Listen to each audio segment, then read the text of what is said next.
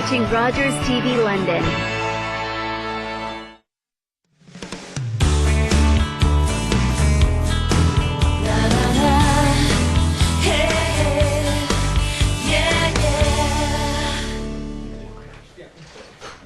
Welcome back to Daytime, and the students all heading back to the books to learn lots of different things, and one of those things that our next guests are hoping to get into their minds is fire safety. Here to tell us all about fire safety reminders for your college and university students, we have Jason Poole, Frank Ferroni, and Steve Clemens. Great to have you all here. Appreciate it, guys. So this is a stressful time for a lot of parents, and I think this is probably one of those things that they overlook when they send their kid off. This is probably going to be their first home. So what should parents be telling their kids when they're heading off to university or to college? Well, if the kids are going to be on campus, these guys here are professionals. They're on site. They're looking after their campuses. We have Western University and Fanshawe College. And these guys know their stuff. They know all the codes and requirements to make the property safe for the students. Our concern is really the ones living off a site, off a campus. Right. And we really want to make sure that they understand there's some important rules they should follow in preserving and keeping their lives safe every day with fire. Excellent. Okay, so what are some of those things before we move on to the on-campus aspects? Cooking safety, huge problem because people are leaving the food unattended. We're busy, right? People are busy, and of course, you know, they're leaving the room and they shouldn't be. When you're cooking, stay in the room. Right. And the biggest problem seems to be is when people like to cook with grease.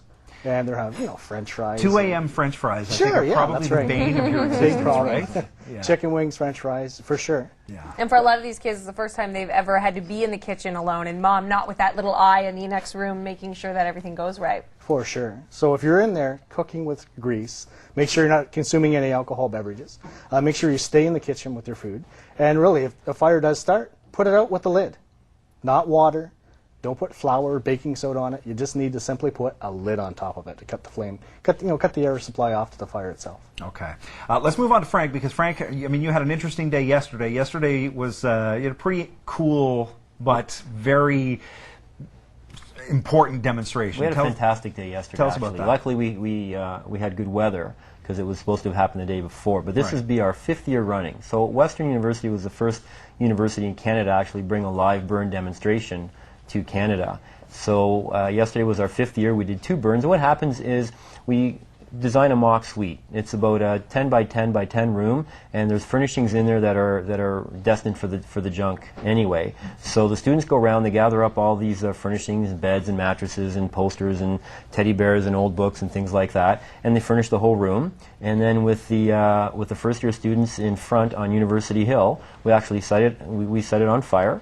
And we have, of course, London Fire standing by, and we do a real mock fire scenario where the suite is now on fire.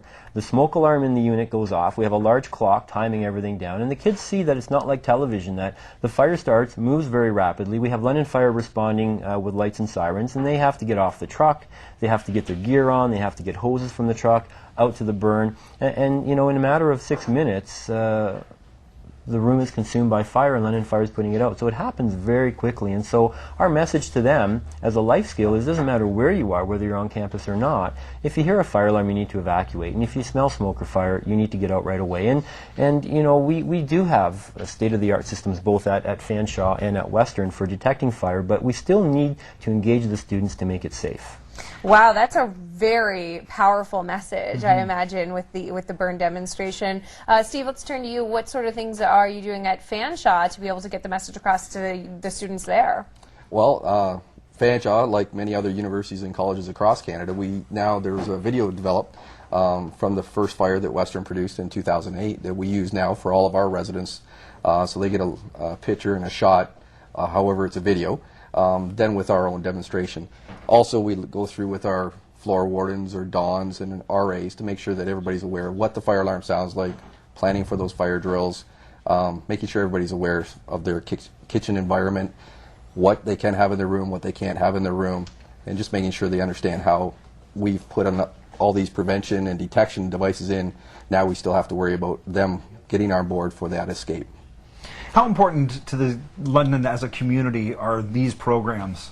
They're essential. They're essential. And the key message, of course, is going to be get outside and stay outside, for sure. Is that a problem when students, I'm sure there's a lot of bravado that goes on, right? You know, sure. a student encounters a fire and they think, I can fix this. Is that a problem? There can be that, you know, the old theory, we're invincible, right, at that Sure. age. And they believe they can either put it out themselves or they're under control, they can deal with the situation themselves. Or they, you know, they try to canvas it up and not deal with it right away and kind of get out of the building and not notify anybody else right away.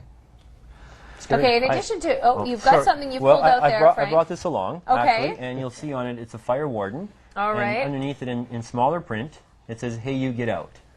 All right. And similar to what... Wait, if I'm going to be going to university, I gotta wear it kind of cool. And this is part of the recruitment because, you know, it's a coveted hat. What happens is in our residences, we recruit about 260 students who perform the fire warden duties. And that is, if there is a fire alarm, they're sort of the catalyst.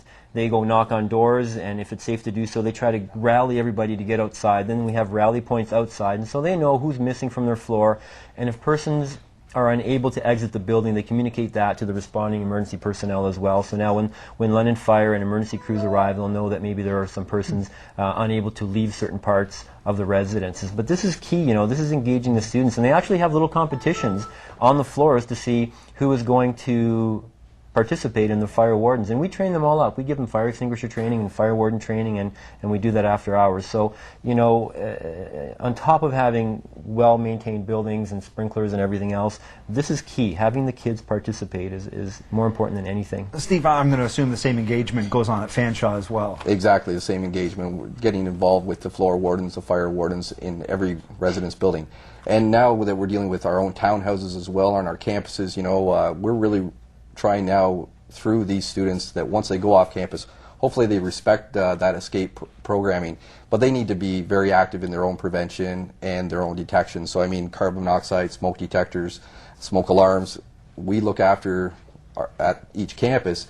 Now we got to make sure that those students going off campus into those other residences know how to make sure that they have a working smoke alarm, a working carbon monoxide detector, so they can ensure to detect that fire and get out in those residences as well.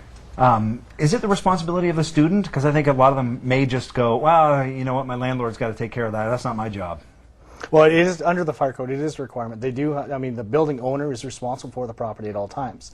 But I mean, don't just follow that. I mean, the student living in the property, they need to be safe. Don't remove them. Don't knock them down. If they got a false alarm going off and they smash it off the ceiling, they can actually be charged for that. It's a life safety device, and it needs to be there in place. And just making sure that landlord may not have had a visit from the fire department in a little bit's time, so making sure that they're safe and checking it on their own. Absolutely. And it's really important that, you know, we collaborate with London Fire. I mean, we have 17,000 undergrads living off campus in housing in various parts of London. So, you know, we rely on this partnership with London Fire. We do what we can on campus, and we certainly rely on them to help us in off-campus situations and get the message out. Excellent. Got to get the message out. Because, like I said, it's probably not at the top of most students' minds. Even when studying is BS, it's probably not at the top of their mind. Ouch. That either. Sorry, I slipped that in somehow. Well, this is not BS, gentlemen. Absolutely. Thank you all so much for coming in today, and all the great work that you do to keep the students and all the residents here in London safe. Thank you for having us. Appreciate it. Do we get to keep the hat? I hope so. Sure. Nice. I think it matches my dress. You get it Tuesdays, Thursdays. There we go. I'm the warden. That's right. Fire Safety Viv. Right Go to london.ca/fire for more information. And we're still looking forward to, speaking of hot, that Cody Simpson interview is coming up. Hot, hot, hot. Very, very close. Meantime, it is time for us to take a look at today's Pet of the Day.